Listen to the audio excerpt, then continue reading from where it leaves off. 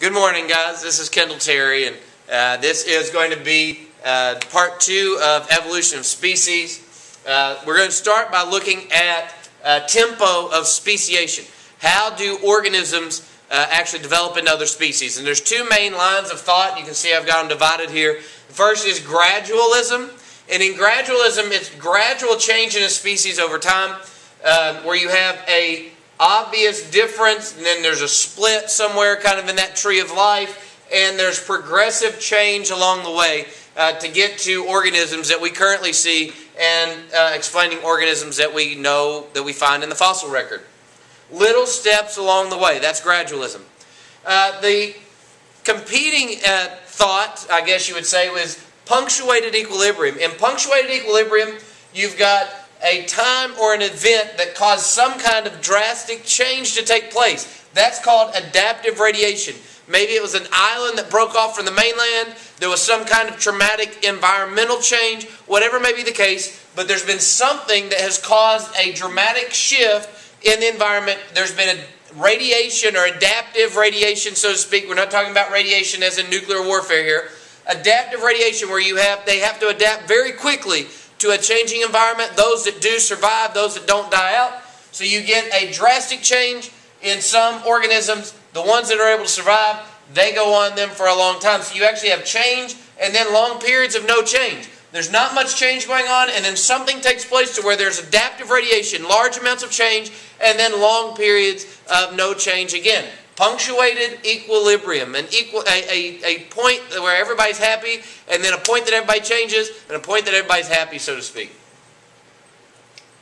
So this obviously brings up the question then, well, what's the difference between micro and macro evolution? Because earlier in this section, we talked about microevolution, which was the change over generations of a population's allele frequencies, and we talked about this using the Hardy-Weinberg model and stuff like that.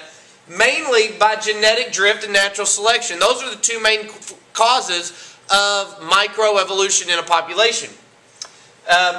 The difference here, or the comparison, is macroevolution. This is a level of change that is evident over the time scale of the fossil record.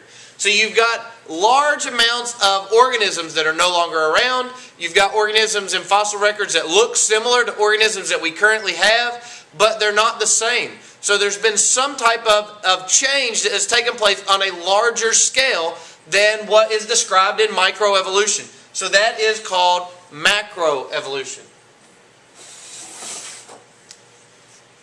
In macroevolution, there's plenty of the examples of this and types and all of that. I don't have time to go into all of those in this course, and it's really beyond what our focus would be for this course.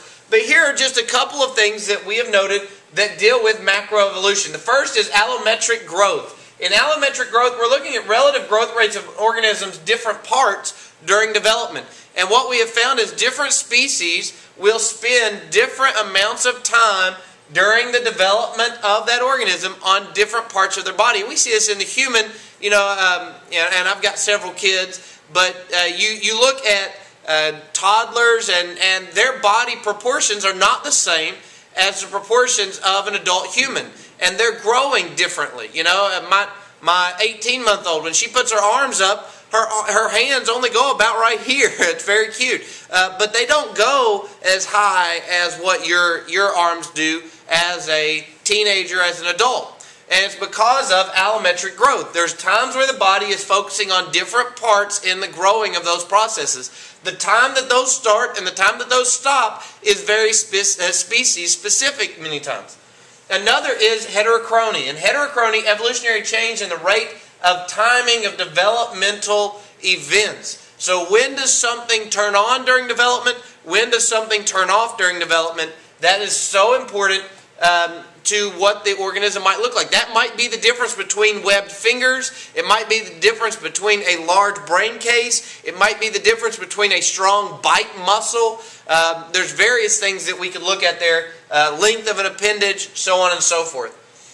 This last one here is very interesting, and it's one that we know more and more about on a regular basis. But it's called the homeotic genes.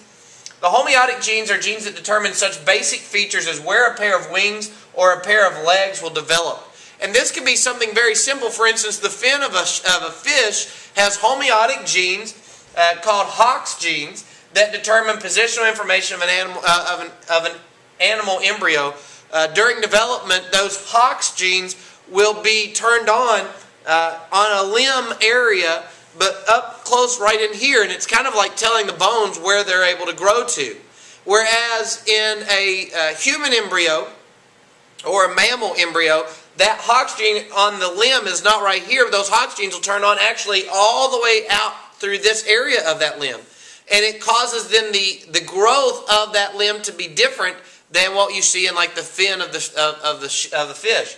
So when those turn on and where they turn on, where they're actually expressed, and the level of that expression in that embryo is all so important of the development of that embryo. Finally, the last thing I want to look at here is that evolution is not goal-oriented. And this is where a lot of people mess up when they talk about evolution, is they think of evolution as it's got a purpose. Evolution doesn't have a purpose. Evolution does not happen on purpose as some intrinsic drive towards a particular goal.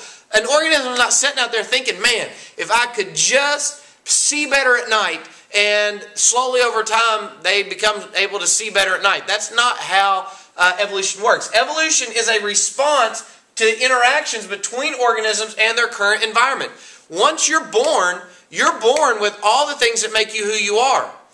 As you experience the world around you, you might have a mutation that develops that gives you some sort of advantage against other organisms or in your environment. If that advantage causes you to be able to reproduce more offspring, you become more physically fit, or that evolutionary fitness term, we talked about that on another slide, in your environment. You produce more offspring. Those offspring will hopefully have that same advantage that you had. And then over time you see that evolutionary process take place. But that was strictly as a response to your current circumstances. It is not some particular goal out there of, man, if I could just have an opposable thumb, what I could do. And sometimes we create this idea with evolution that that's the thing. Organisms are trying to meet some kind of goal in evolution. They're not. It's completely a response-based system to the current situations that organism is living in.